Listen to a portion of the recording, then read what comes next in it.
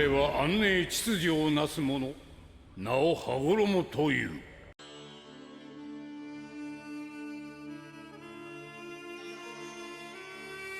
Pour l'introduire, Hagoromo est connu comme étant le premier être sur Terre à posséder le chakra avec son frère Amura. Malgré le fait qu'il ait eu des dons exceptionnels durant sa jeunesse, cela ne l'a pas empêché d'être quelqu'un de humble et proche du peuple. Il s'inquiétait pour les humains et développa un amour naturel pour eux. Il était également très proche de son frère Amura, pour qui il était un modèle. Partout où il allait, son frère était à ses côtés. Tandis que les shinobi doivent utiliser des mudras pour avoir recours aux techniques, Hagoromo, lui, n'en a pas besoin. En effet, il peut déployer ses techniques directement. Ajouté à cela, il maîtrise les 5 natures de chakra, c'est-à-dire le feu, le vent, l'eau, la foudre et la terre. Ajouté à cela, il a aussi éveillé le dojutsu, qui est le Sharingan, mais de manière complète. On voit ainsi qu'il est la source du Sharingan, car les Uchiwa le débloquent par phase avec 1 ou 2 Tomoe jusqu'à atteindre les 3.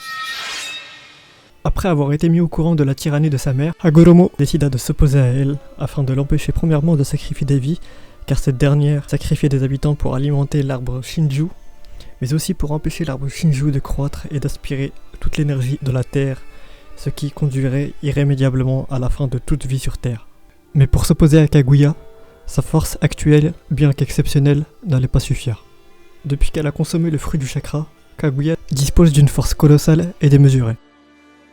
C'est pourquoi Hagoromo n'a pas eu d'autre choix que de se rendre sur le mont Myoboku avec son frère afin d'apprendre le mode ermite auprès de Gamamaru. L'énergie naturelle, couplée à son chakra déjà bien démesuré, lui permettront d'accroître ses sens et de doper en puissance ses techniques.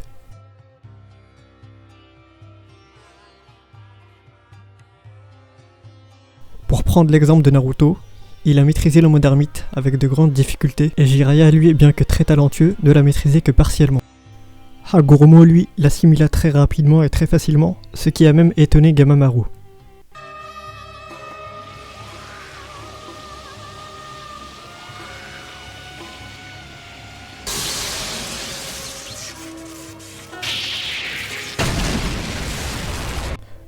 Loin d'être dupe, Kaguya a vite compris le plan des deux frères et leurs réelles intentions envers elle. C'est pourquoi elle prit le contrôle de Amura, en attendant que Hagoromo vienne l'affronter directement. Enfin prêt à l'affronter, Hagoromo se dirigea vers la demeure de sa mère, mais il ne s'attendait pas à devoir affronter son frère, qui était sous l'emprise de Kaguya. N'ayant d'autre choix que d'attaquer son frère pour le stopper, il le blessa mortellement. Une forte tristesse envahit alors Hagoromo, ce qui lui a permis de débloquer à la fois le Mangekyo Sharingan et le Rinnegan. Mais il a pu sauver son frère d'une mort certaine grâce à un parchemin rempli d'énergie naturelle que lui avait confié Gamamaru avant le début de la bataille. Sur le pied de guerre, les deux frères sont alors au maximum de leur capacité. Une bataille titanesque allait alors débuter avec d'un côté Hagoromo avec ses pouvoirs du Rikudo, épaulé de son frère, et de l'autre côté Kaguya avec Jubi sous son contrôle. Hagoromo déploya un Susanoo d'une taille monstrueuse pour s'opposer à Jubi. Ce Susanoo dépassait les montagnes et égalait Jubi en termes de taille. Cette bataille titanesque dura des mois, mais le Rikudo réussit avec son frère à emprisonner Kaguya grâce au Shibaku Tensei, ce qui donna naissance à la lune.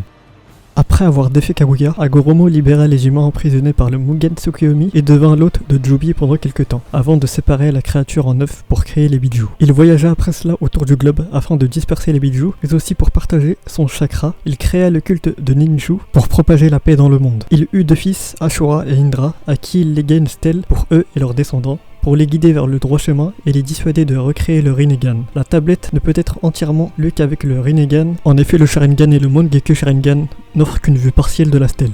À la mort du Rikudo, Zetsu Noir falsifia la tablette afin de manipuler Indra et ses descendants, les Uchiwa, afin qu'ils voient en les arcades lunaires leur seul moyen de réussite, ce qui aura pour effet d'engendrer un conflit qui perdurera dans le temps jusqu'à Naruto et Sasuke. Alors merci d'avoir regardé la vidéo jusqu'au bout. N'hésitez pas à vous abonner pour avoir d'autres vidéos de ce type, et à la prochaine!